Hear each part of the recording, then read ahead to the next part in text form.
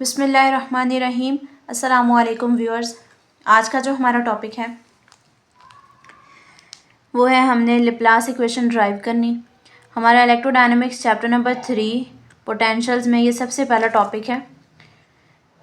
हमने ड्राइव करनी है लेप्लास इक्वेशन। तो हम स्टार्ट करते हैं। हमें पता है कि जो हमारे पास इलेक्ट्रिक फील्ड होती है वो negative of the potential gradient होती है। ये हमने फार्मूला पीछे पढ़ा हुआ है, तो ये वही फार्मूला आ गया, E is equals to negative del V। इसको हमने क्वेश्चन नंबर 1 का नाम दे दिया। फ्रॉम द गाज लॉ से हम ये फार्मूला पढ़ते हैं del dot E which is equals to rho over epsilon naught. ठीक हो गया। इसको हमने इक्वेशन नंबर 2 का नाम दे दिया। तो हमने जो हमारी इक्वेशन नंबर 1 है उसको इक्वेशन नंबर 2 में पुट करेंगे। तो इक्वेशन नंबर 1 में हमारे पास जो इलेक्ट्रिक फील्ड E है, इक्वेशन नंबर 2 में यहाँ पर जो है इलेक्ट्रिक फील्ड की वैल्यू पुट कर देंगे। तो ये आ जाएगी हमारे पास del dot minus del V which is equals to rho over epsilon naught. तो ये माइनस बाहर आ जाएगा, del into del square V which is equals to rho over epsilon naught. ये माइनस जब दूसरी तरफ चला जाएगा तो ये आ जाएगा हमारे पास del square V which is equals to minus rho over epsilon naught. तो इसको हम कहेंगे ये हमारे पास पॉइसॉन्स इक्वेशन है। ठीक हो गया। नेक्स्ट हम देखते हैं कि जो हमारे पास ये इस फार्मूले के अंदर, पॉइसॉन्स इक्वेशन के फार्मूले के अंदर, ये हमारे पास जो है वो चार्ज डेंसिटी और ये हमारे पास जो है एप्सिलॉन नॉट फ्री स्पेस की जो है वो परमिटिविटी है। ठीक हो गया।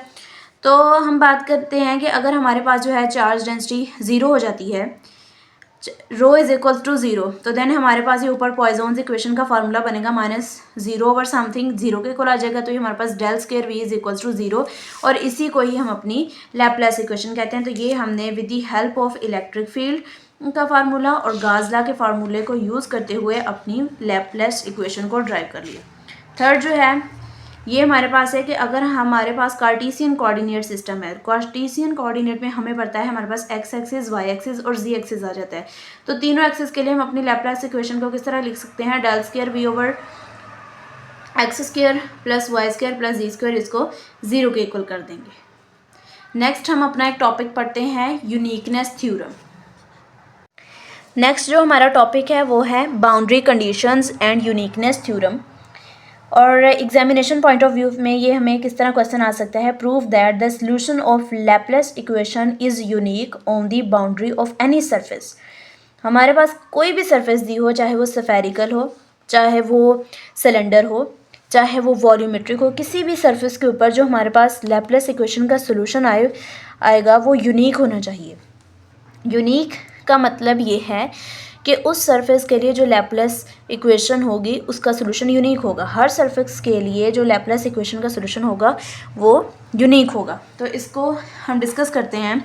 Uniqueness theorem explains the unique solution for the Laplace equation if del square V is equals to 0, जो कि अभी हमने पीछे ड्राइव की, इसको हम लैपलेस इक्वेशन कहते हैं। ये अगर 0 के इक्वल आ जाए then the solution will be unique. यही हमारा इस जो टॉपिक है उसको डिस्कस करने का जो है वो मकसद है कि हमने क्या फाइंड आउट करना है लास्ट के ऊपर, जो हमारा डेल स्क्वायर V है उसको 0 के इक्वल आना चाहिए। अगर तो वो 0 के इक्वल आ जाएगा तो सरफेस के लिए जो हमारा सोल्यूशन होगा लैपलेस इक्वेशन का वो यूनिक सोल्यूशन होगा। हम नेक्स्ट बात करते हैं। हमें पता है as we know the Poisson's equation, जो कि अभी हमने पीछे डिस्कस की, del square V which is equals to negative of rho over epsilon naught. अच्छा जी, यहाँ पर ऊपर उन्होंने बात की कि किसी भी सरफेस के लिए, तो हम अपनी यहाँ पर सरफेस ले रहे हैं क्लोज सरफेस। तो क्लोज सरफेस में जो हमारे पास डेल स्क्वायर V है वो 0 के इक्वल आ गया। अच्छा जी, उन्होंने कहा है कि if there are 2 solutions of V, अगर हमारे पास V के 2 सोल्यूशन हो, V1 हो और V2 हो, तो अगर डेल स्क्वायर V 0 के इक्वल है तो अगर डेल स्क्वायर V1 है वो भी 0 के इक्वल आएगा, डेल स्क्वायर V2 है तो वो भी 0 के इक्वल आएगा। अगर हमने V3 फाइंड करना है, एक तीसरा सोल्यूशन फाइंड करना है, तो V3 इक्वल होगा V1 और V2 के डिफरेंस के। ठीक हो गया। अगर हमारे पास del square V1 equals to 0 है, del square V2 equal to 0 है, तो ऑब्वियसली डेल स्क्वायर V3 भी 0 के इक्वल होगा क्योंकि V3 इन दोनों के डिफरेंस के इक्वल है। ठीक हो गया। नेक्स्ट हम बात करते हैं, if the boundary is made up of metal, this metal surface, then the voltage is 0 and there is no difference of potential. ये बात कर रहे हैं कि अगर हमने जो सरफेस ली है उसकी जो बाउंड्री है वो मेटल की बनी हुई है, मेटल की बनी है तो वह एज अ कंडक्टर बिहेव करेगी, और हम कंडक्टर के टॉपिक में ये पढ़ के आए हैं कि जो कंडक्टर है उसकी सरफेस जो होती है वो इक्वी पोटेंशियल सरफेस होती है, उसकी जो सरफेस होती है उसके अराउंड पोटेंशियल जो है वो सेम रहता है। अगर पोटेंशियल जो है वो सेम रहता है तो वहाँ पर पोटेंशियल का कोई भी डिफरेंस नहीं होगा, इसलिए ये जो V1 और माइनस V2 है ये डिफरेंस इन पोटेंशियल वो ज़ीरो हो जाएगा, और V3 भी जो है वो ज़ीरो हो जाएगा। नेक्स्ट हम पढ़ते हैं कि अगर हमारे पास डेल स्क्वायर V1 है वो इक्वल आ जाएगा minus rho over epsilon not, जो कि पॉइजन इक्वेशन का फार्मूला है। डेल स्क्वायर V2 वो भी इक्वल आ जाएगा minus rho over epsilon not. अगर हमने डेल स्क्वायर V3 निकालना है तो V1 माइनस V2 का डिफरेंस लेंगे, तो V1 आ गया हमारे पास minus rho over epsilon naught minus, और V2 आ गया हमारे पास minus rho over epsilon naught which is equal to 0।